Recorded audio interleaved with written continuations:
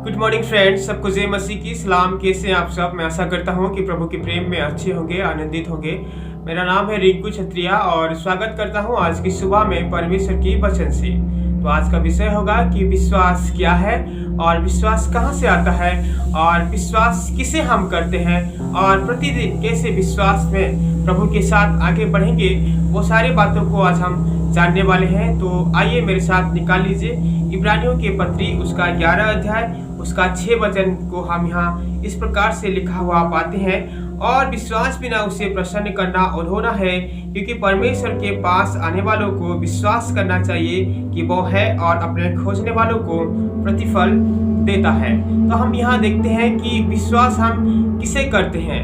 हम विश्वास सर्वशक्तिमान परमेश्वर जो आकाश और पृथ्वी को बनाया है उसी के ऊपर विश्वास करते हैं, ना कि किसी मनुष्य के ऊपर और ना किसी वस्तु के ऊपर। और यहाँ प्रभु का वचन हमें कहता है कि जब तुम उसके पास उसके सम्मुख में आते हो तो सबसे पहले उसके ऊपर विश्वास करना है कि वो है और अपने खोजने वालों को प्रतिफल देता है। याद रखिए कि बिना विश्वास के साथ हम उसके उपस्थिति में नहीं हो सकते और उसके पास हम नहीं आ सकते।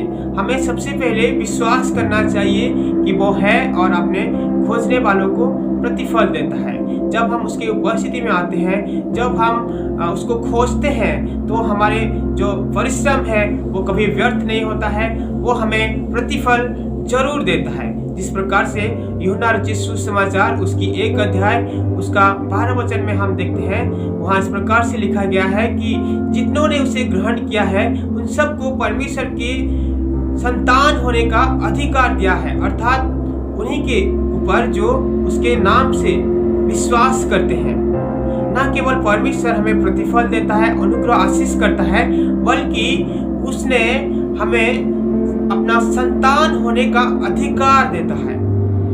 फिर जब हम देखते हैं कि भजन संहिता 34 अध्याय उसका 5वां वचन में दाऊद इस प्रकार से कहता है कि जिन्होंने उसके ऊपर दृष्टि की उन्होंने ज्योति पाई और उनका मुंह कभी काला होने नहीं पाया। तो सर्वशक्तिमान परमेश्वर के ऊपर भरोसा रखना, उसके ऊपर दृष्टि रखना, परमेश्वर हमें ज्योति की संतान होने का अधिकार देता है।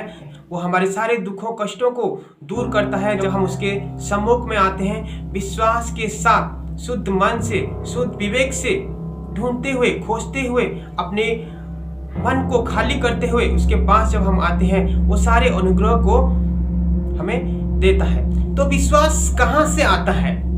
आइए हम देखते हैं रोमियो के खत उसका 10 अध्याय उसका 17 वचन को हम जब यहाँ देखते हैं कि लिखा है कि अतः विश्वास सुनने से और सुनना मसीह की वचन से आता है। किसी दूसरे पुस्तक या किसी दूसरे धर्म ग्रंथ या किसी कथा कहानी के ऊपर विश्वास नहीं आता, बल्कि मसीह की वचन को सुनने से विश्वास आता है।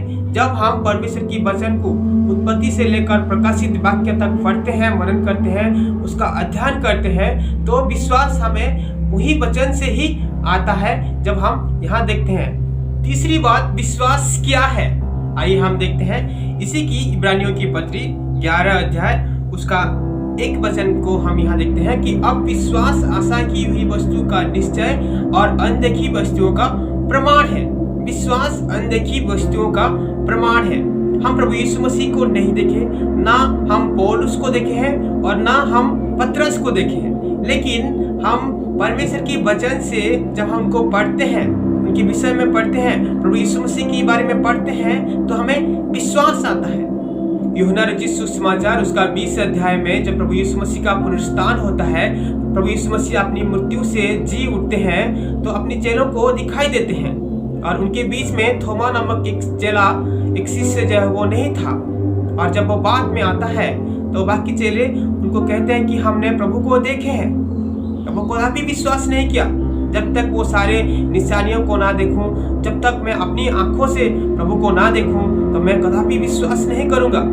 और बाद में जब प्रभु यीशु मसीह आते हैं, थोमा को कहते हैं और वो सारे निशानियों को दिखाते हैं, आजा विश्वास के साथ। तब वो सारी निशानियों को देखता है और वो विश्वास करता है कि हे प्रभु, हे मेरे परमेश्वर, तो वाकई में परमेश्वर का पुत्र है। प्रभु यीशु मसीह कहते हैं कि हे थोमा, 29 में कि हे थोमा, तूने मुझे देखा और विश्वास किया, धन्य है वे जो बिना देखे मुझे विश्वास करते हैं। मेरे मित्रों, आज आपने प्रभु को नहीं देखा, ना मैंने प्रभु को देखे हैं, लेकिन हम बिना देखे उसकी वचन को पढ़ते हैं और विश्वास करते हैं। और प्रभु कहते हैं, धन्य है वे जो बिना देखे मुझे विश्वास करते हैं। आज हम धन्य हैं कि हम प्रभु यीशु मसीह को नहीं देखे, फिर भी हम विश्वास करते हैं। चौथा बात, एक उद्धार पाने वाला विश्वास क्या है? याकूब कहता है उसका 2 अध्याय उसका 17 में, विश्वास भी अगर कर्म रहित ना हो तो वो अपनी स्वभाव में मरा हुआ है। हम परमेश्वर को विश्वास करते हैं, उसको हे अब्बा, हे पिता कहकर पुकारते हैं।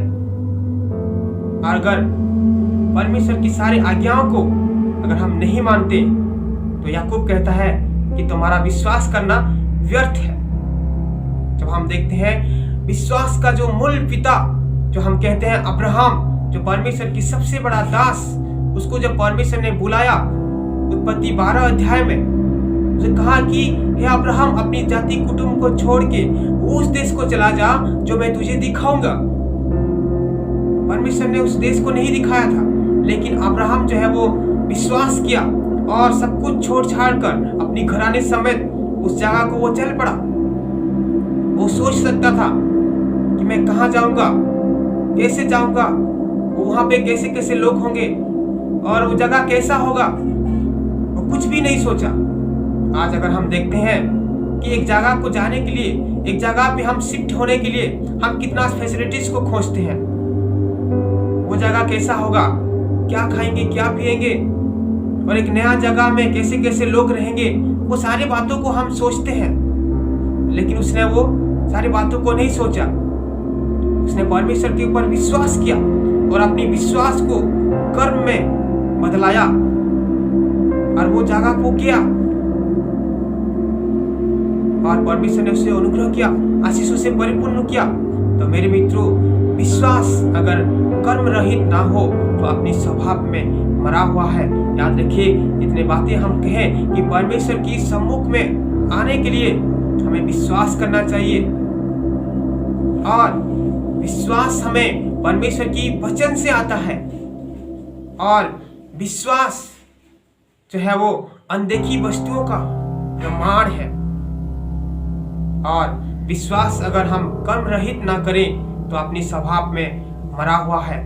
रचित सुसमाचार उसका 7:21 में लिखा है कि जो मुझे हे प्रभु कहता है, उनमें से हर एक स्वर्ग की राज्य में प्रवेश नहीं कर पाएगा, बल्कि जो मेरे स्वर्ग पिता की इच्छा पर चलता है वही स्वर्ग के राज्य में प्रवेश कर पाएगा। याद रखिए, अगर हमारे पास विश्वास है तो परमेश्वर की सारे कार्यों को करना बहुत ही जरूरी है। उद्धार के लिए वो सारे कर्मों को करना बहुत ही जरूरी है।